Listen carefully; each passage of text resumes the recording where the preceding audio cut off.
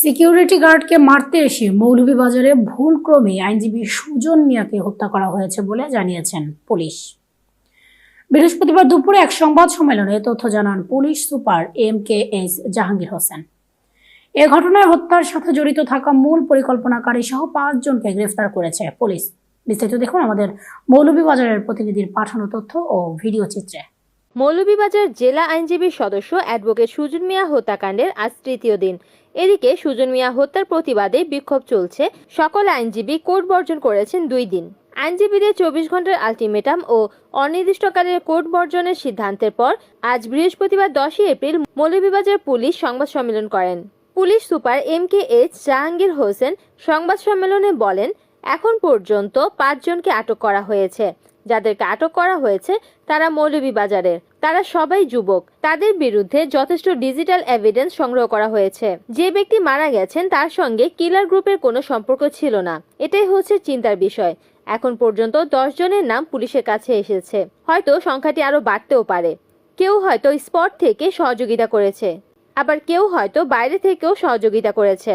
প্রত্যেককেই আইনের আওতায় আনার ও সঠিক তদন্ত করার কথা জানান তিনি। যে যাই করুক না কেন, বর্তমান সময়ে ডিজিটাল এভিডেন্সের ওপর নির্ভর করে তারা এই কার্যক্রম চালাচ্ছেন বলে জানান।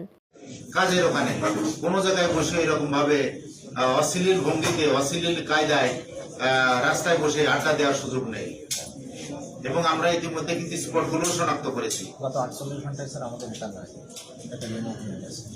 এবং আপনারা দেখেন এটা এই যে যেমন আমি হয়তো বললাম, আপনারা যে আমাদের সঙ্গে বিশেষ করে পুলিশ কাজ করতেছে আর আপনারা এটা প্রচার করবেন, তাহলে দেখবেন যে মানুষ সোচ্চার হবে। কিন্তু আমরা অনেক কাজ করতেছি, হয়তো অনেকে জানে না, সেজন্য আপনাদের লেখনের মাধ্যমে কিন্তু মানুষের কাছে পৌঁছাবে।